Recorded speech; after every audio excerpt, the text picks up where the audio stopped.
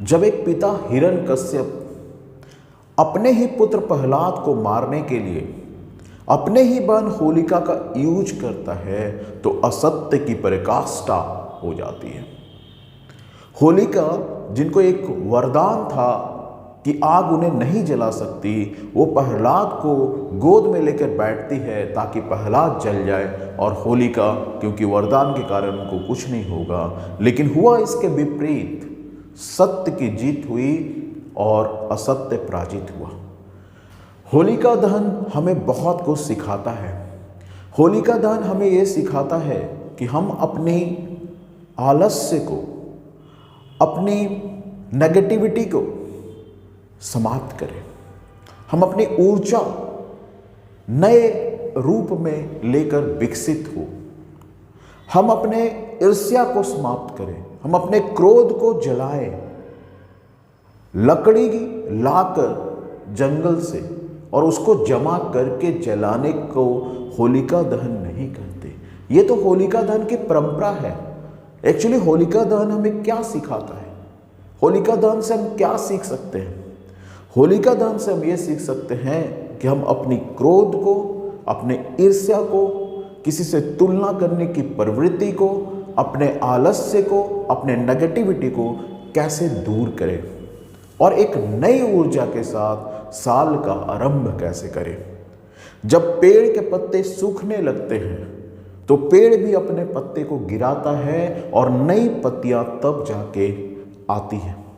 उसी तरह जब तक आप नेगेटिव एनर्जी को, अपनी बुराइयों का अंत नहीं करेंगे तो आपके अंदर नई ऊर्जा नहीं आएगी, आपके अंदर अच्छाई नहीं आएगी।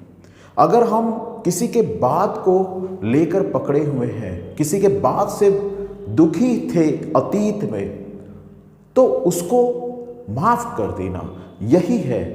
उसको जला देना, उसको याद नहीं रखना और अपना जो ये कीमती समय है उसको भरपूर जीना, यही हमें होलिका दहन सिखाता है। हम सभी को एक लिमिट पीरियड ऑफ लाइफ दिया गया है। कोई 60 साल जिएगा, कोई 80 साल, कोई 100 साल, इससे ज़्यादा तो कोई जी ही नहीं सकता। हमारे आने से पहले भी पृथ्वी थी, हमारे जाने के बाद भी पृथ्वी रहेगी। बट हम अपने ये जो कीमती समय है, इसके बाद ये भी पता नहीं कि हम कहाँ से आए हैं और कहाँ जाएंगे। और हम अपना जो लिमिटेड समय है, 5000 साल की भी अगर पृथ्वी है तो हमें मुश्किल से 100 साल मिला है। उसमें भी 20 साल तो समझने में व्यतीत हो जाता है कि जिंदगी है क्या। उसके बाद तो ज्ञान की प्राप्ति होती है, उसके बाद तो चीज़ें समझ में आती हैं। और उसके बाद भी अगर एक एक पल को हम लोग किसी की ईर्ष्या में, किसी से तुलना करने में, क्रोध में, आलस्य में अगर बिताएंगे तो अपनी जिंदगी का रस नहीं ले पाएंगे। इस संसार में सबको दुख का सामना करना पड़ता है। सबकी जिंदगी में कभी ना कभी कठिनाइयों का दौर आता है। भगवान श्री राम की जिंदगी में भी कठिनाइयों का दौर आया। जब एक भगवान के लाइफ में कठिनाई का दौर आ सकता है तो हम तो मनुष्य हैं।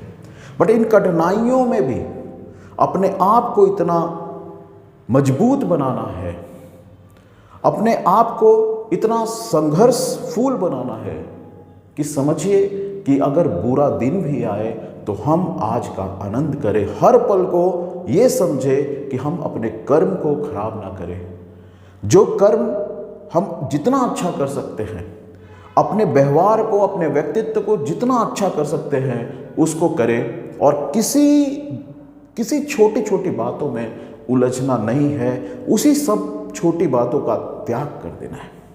अगर कोई दोस्त है आपसे खफा है तो उसको याद नहीं कर रहा है उन बातों को, और अपनी जिंदगी को जो आपको मिला है, आपका गोल क्या है, आप क्या करना चाहते हैं, आप धरती पे क्यों आए हैं, आपसे कितने लोग सीख सकते हैं, आपके व्यक्तित्व से कितने लोगों को प्रभाव मिल सकता है, इस पे अपना जीवन व्यतीत कीजिए। क्योंकि सब कुछ खोने वाला है।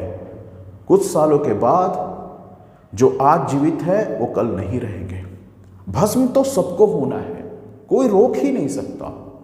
तो जब भस्म होना ही है तो भस्म होने से पहले अपने आप को सुगंधित क्यों ना करें। होलिका दहन है, होलिका दहन में अपनी जितनी भी बुराइयां हैं उन सब का त्याग करें और एक नई ऊर्जा के साथ, एक नए व्यक्तित्व के साथ अपने जीवन का आरंभ करें। ये होलिका दहन हमें सिखाती है। प्यारे बच्चों, जो लोग स्टूडेंट हैं उनको ये सीखना है कि चाहे पहले आपके रिजल्ट्स कितने भी खराब हुए, आपने अपने मन मुताबिक अगर मार्क्स नहीं लाया है तो अफसोस मत करो। ये साल आपके लिए फिर से एक मौका देती है कि अगर आप में काबिलियत है, अगर आप डिसिप्लिन रखते हैं अपने ज़िंदगी में, सुबह उठ के पढ़ाई करते हैं और अपने साथ ईमानदार हैं कि आप जितना देर पढ़ते हैं उतना देर बहुत ईमानदारी से पढ़ते हैं, तो आप बहुत आगे जाइएगा। अपने आलस से क्या त्याग कीजिए, अपने नेगेटिव चीज़ का त्याग कीजिए। जितने भी बुराई आपके अंदर है, मोबाइल देखने की, गेम खेलने की, इधर उधर चीज़ें करने की, उस सब को छोड़िए और उसमें अपना समय लगाइए जो आपकी ज़िंदगी को महत्वपूर्ण बनाएगा। ये होलिका दहन सिर्फ स्टूडेंट को ही नहीं सिखाता, हम सभी को सिखाता है कि हम अपने जीवन को एक रंग में, एक ऐसा रंग में कैसे डालें जिससे हमारा जीवन आने वाली पीढ़ी के लिए एक शिक्षा का माध्यम बने। रंग जो हम लोग खेलते हैं होली में, कभी लाल रंग लगाते हैं, कभी पीला रंग लगाते हैं, कभी नीला रंग लगाते हैं, कभी हरा रंग लगाते हैं। ये रंग में का भी एक अपना गुण होता है। अगर लाल रंग लगाते हैं तो ऊर्जा का प्रतीक है, अगर नीला रंग लगाते हैं तो शांति का प्रतीक है, अगर हरा रंग लगाते हैं तो विकास का प्रतीक है।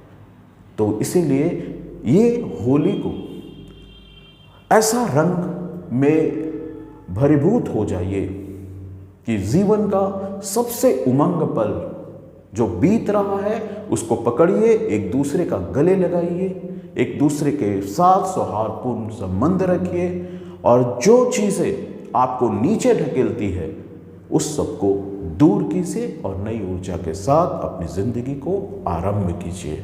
ये हम सीखते हैं ये होलिका दहन से।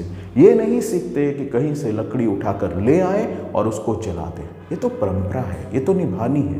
बट सीखते हैं हम उन बातों को कि अपनी बुराइयों को हटाएं, अपने ईर्ष्या को हटाएं, अपनी नेगेटिविटी को हटाएं। ये सब हमें जरूर करनी चाहिए।